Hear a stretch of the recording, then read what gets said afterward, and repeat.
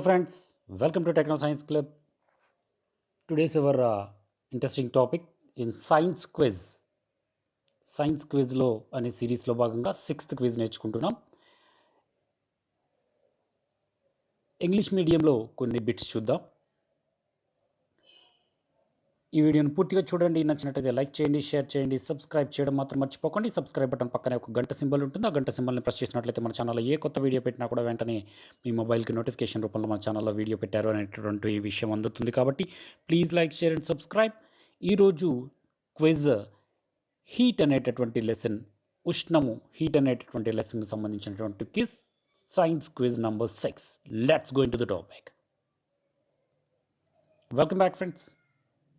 First bit, which of the following is a warming process?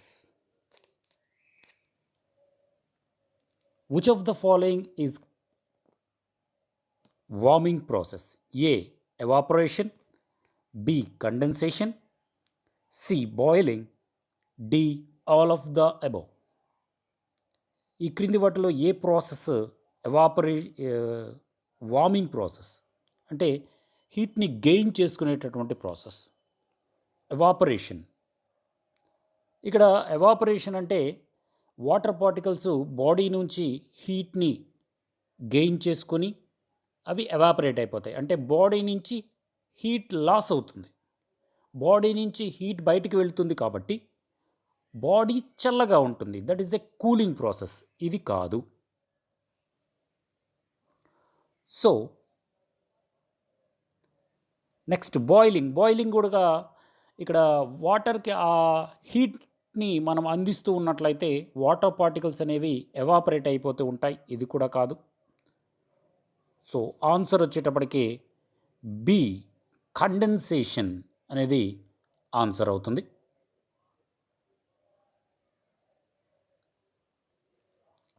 ఇక్కడ గమనించినట్లయితే ఒక condensation జరిగేటప్పుడు కూల్గా ఉండేటటువంటి ఏదైనా సరే ఆబ్జెక్ట్ బయట చిన్న చిన్న వాటర్ డ్రాప్లెట్స్ ఏర్పడతాయి. అవి ఎలా ఏర్పడతాయంటే ఎయిర్లో ఉన్నటువంటి వాటర్ వేపర్ పార్టికల్స్, ఇక్కడ గమనించినట్లయితే ఈ వాటర్ వేపర్ పార్టికల్స్ ఈ ఆబ్జెక్ట్ కూల్గా ఉండడం వల్ల ఎయిర్లో ఉన్నటువంటి వాటర్ వేపర్ పార్టికల్స్ అన్నీ కూడా కూల్ అయిపోయి గ్యాసెస్ స్టేట్ నుంచి లిక్విడ్ స్టేట్కి మారి ఆ పైన చిన్న చిన్న డ్రాప్లెట్స్ రూపంలో రావడం జరుగుతుంది. దీన్నే మనం కండెన్సేషన్ అంటాం. వాటర్ వేపర్ పార్టికల్స్ చిన్న చిన్న లిక్విడ్ ఫామ్లోకి మారుతాయి. అలా ఫామ్లోకి మారినప్పుడు ఈ హీట్ అనేది బయట నుంచి లోపలికి వస్తుంది. చిన్నగా మనం ఎప్పుడైనా ఒక ఐస్ ముక్కను కానీ లేదా చల్లని వాటర్ని కానీ బయట పెట్టినట్లయితే కొంచెం సేపటికి అవి తన యొక్క కూలింగ్నెస్ని లాస్ అవుతాయి. కారణం ఏంటంటే అవి సరౌండింగ్స్ నుంచి హీట్ని గెయిన్ చేస్తాయి. కాబట్టి that is a warming process అని మనం చెప్పవచ్చు. So condensation is a warming process. Next bit,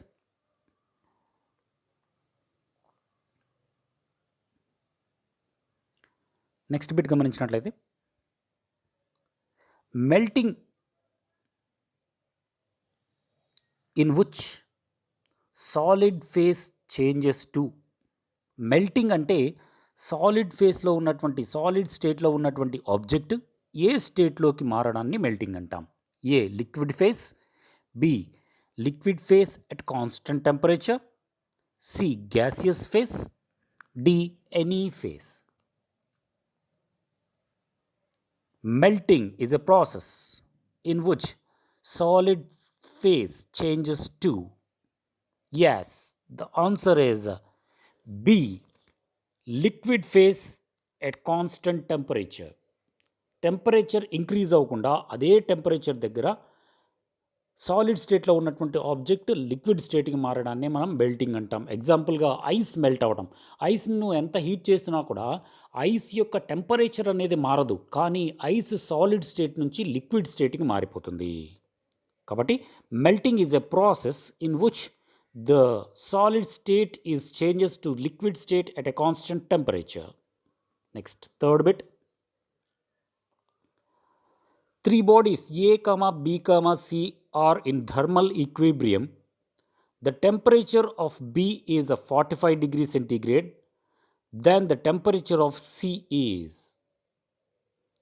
ఇక్కడ ఏ అనేటటువంటి బాడీ, బి అనేటటువంటి బాడీ, సి బాడీ, 3 బాడీస్ కూడా ఒకదానితో ఒకటి థర్మల్ ఈక్విలిబ్రియంలో ఉన్నాయి.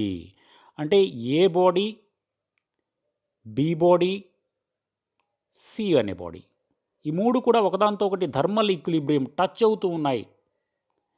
డిఫరెంట్ టెంపరేచర్స్ ఉండొచ్చు, కానీ వీటికి ఇవి 3 కూడా ఎట్ థర్మల్ ఈక్విలిబ్రియం. కాబట్టి thermal equilibrium means there is no heat loss and there is no heat gain at that situation.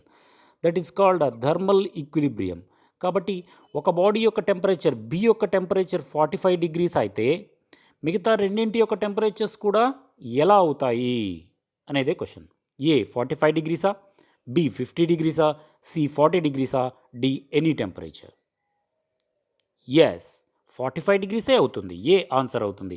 ఎందుకంటే they are in thermal equilibrium. కాబట్టి ఒక బాడీ ఎంత టెంపరేచర్ ఉంటుందో మిగతా 2 కూడా అవే టెంపరేచర్స్లో ఉంటాయి. 3 బాడీస్ కూడా ఒకే టెంపరేచర్లో ఉండేటటువంటి ఆ స్టేట్నే మనం థర్మల్ ఈక్విలిబ్రియం అని చెప్తాం. నెక్స్ట్ 4th బిట్ గమనించినట్లయితే, the temperature of steel rod is 330 kelvins in temperature in degree centigrade is. ఒక బాడీ యొక్క స్టీల్ రాడ్ యొక్క టెంపరేచర్ 330 కెల్విన్స్ అయితే దాన్ని డిగ్రీ సెంటీగ్రేడ్లోకి కన్వర్ట్ చేస్తే ఎంత అవుతుంది? A 55 degree centigrade, B 57 degree centigrade, C 59 degree centigrade, D 53 degree centigrade. Answer guess చేయండి. Yes, the answer is B 57 degree centigrade. ఎలా అంటే కెల్విన్స్ నుంచి 330 కెల్విన్స్ నుంచి డిగ్రీ సెంటీగ్రేడ్లోకి మార్చాలంటే దాంట్లో 273 సబ్ట్రాక్ట్ చేయాలి. అలా సబ్ట్రాక్ట్ చేసినట్లయితే మనకి 57 డిగ్రీ సెంటీగ్రేడ్ అనేది వస్తుంది. Next 5th bit, the specific heat S is equal to, the formula of specific heat S is equal to Q by delta T, B Q delta T, C Q by M delta T, D M delta T by Q. ఈ 4 S is equal to specific heat S is equal to ఎంత formula ఏంటి? Yes, the answer is S is equal to Q by M delta tea. Here the Q is heat, m is mass, and delta T is a change in temperature, raise in temperature or change in temperature. Next 6th bit గమనించినట్లయితే, boiling point of water at a normal atmospheric pressure. సాధారణ pressure దగ్గర, normal pressure దగ్గర boiling point of water ఎంత? A 0 degree centigrade, B 100 degree centigrade, C 110 degree centigrade, D -5 degree centigrade. Yes, the answer is 100 degree centigrade. ఇది అందరికీ తెలిసిందే. 100 degree centigrade అనేది water యొక్క general boiling point. అదొక్కటి మాత్రం గుర్తుంచుకోవాలి, at normal atmospheric pressure. Pressure increase అయితే, ప్రెషర్ డిక్రీజ్ అయితే మరలా బాయిలింగ్ పాయింట్స్లో చేంజెస్ వస్తాయి. 7th bit, when ice melts its temperature. ఇందాక చెప్పుకున్నాం ఒక బిట్లో, మెల్టింగ్ అంటే, melting is a process of change the solid state to liquid state at constant temperature అని. సో ఐస్ మెల్ట్ అయ్యేటప్పుడు దాని టెంపరేచర్ ఏమవుతుంది? A remains constant, B increases, C decreases, D any cannot say, చెప్పలేం. Yes, the answer is at remains constant. Temperature మాత్రం కాన్స్టెంట్గా ఉంటుంది, పెరగదు, కానీ సాలిడ్ స్టేట్ నుంచి లిక్విడ్ స్టేట్కి మారుతుంది. 8th one, Fe2O3 plus 2Al gives rise to Al2O3 plus 2Fe. ఈ ఈక్వేషన్ని అబ్జర్వ్ చేసి above reaction is the example of A combination reaction, B decomposition reaction, C displacement reaction, D double displacement reaction. Yes, ఇక్కడ ఒకసారి ఈ ఈక్వేషన్ని గమనించినట్లయితే ఇక్కడ Fe2O3లో ఉన్నటువంటి ప్లస్ అల్యూమినియము ఈ Feని డిస్ప్లేస్ చేస్తుంది. కాబట్టి ఇది డిస్ప్లేస్మెంట్ రియాక్షన్. సి అనేది కరెక్ట్ ఆన్సర్ అవుతుంది. ఎఫ్ఈని అల్యూమినియం డిస్ప్లేస్ చేసి బయటకు పంపించేస్తుంది. ఎఫ్ఈ ప్లేస్లో అల్యూమినియం వచ్చేస్తుంది. That is a displacement reaction. 9th bit. What happens when diluted hydrochloric acid is added to iron fillings? Choose the correct answer. కింద వాటిలో ఎప్పుడు ఏం జరుగుతుంది? వాట్ హ్యాపెన్స్ డైల్యూటెడ్ హైడ్రోక్లోరిక్ యాసిడ్ని ఐరన్ ఫిల్లింగ్స్కి యాడ్ చేస్తే ఏం జరుగుతుంది? A hydrogen gas and iron chloride are produced. B chlorine gas and iron hydroxide are produced. C no reaction takes place. D iron salt and water is produced. ఏం జరుగుతుంది వీటిలో ఎప్పుడైతే diluted hydrochloric acid iron ఫిల్లింగ్స్తో కలిస్తే ఏం జరుగుతుంది? Answer guess చేయండి. Yes, iron fillings is added with diluted hydrochloric acid gives hydrogen gas and iron chloride is formed. యాసిడ్కి మనము మెటల్ని కలిపినట్లయితే there is a property of metal. When metal is reacted with hydrochloric acid or any acid, it gives hydrogen gas. Next bit, 10th bit. 2PbO, it is in solid state, plus C, carbon, it is also in solid state, gives rise to 2PbS plus CO2. 2PbS is a solid state plus a CO2 gaseous state. Equation, in which of the following statement are correct for above chemical reaction? పైన ఉన్నటువంటి chemical రియాక్షన్ని observe చేస్తూ కింద ఒక 4 answers ఇచ్చారు. వాటిలో ఏది correct? A lead is reduced. B carbon dioxide is oxidized.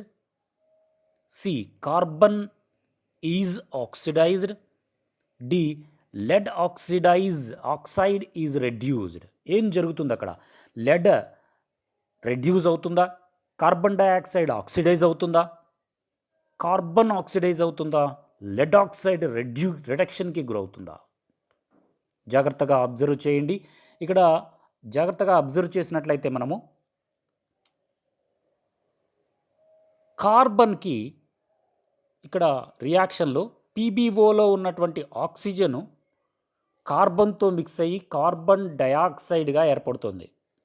అంటే ఇక్కడ ఆక్సిజన్ మిక్స్ అవుతుంది, కలుస్తుంది. There is a addition of oxygen. So addition of oxygen means yes, oxidise అవ్వటం. ఏది ఆక్సిడైజ్ అవుతుంది? కార్బన్ డయాక్సైడ్ ఆక్సిడైజ్ అవుతుంది. కార్బన్ డయాక్సైడ్ ఆక్సిడైజ్ అవుతుంది. The answer is B, carbon dioxide is oxidized. Yes, ఈ 10 బిట్స్లో ఎన్ని బిట్స్కి సమాధానాలు చెప్పగలిగారు అనేటటువంటి విషయాన్ని క్రింద కామెంట్ బాక్స్లో రాయండి. మరిన్ని వీడియోస్ కావాలనుకున్నట్లయితే ప్లీజ్ కామెంట్ బాక్స్లో తెలియచేయండి. ఈ వీడియో పూర్తిగా చూసినందుకు ధన్యవాదాలు. ఈ వీడియో కనుక మీకు నచ్చినట్లయితే ప్లీజ్ లైక్ చేయండి. మీ ఫ్రెండ్స్ అందరికీ సోషల్ మీడియా ద్వారా షేర్ చేయండి.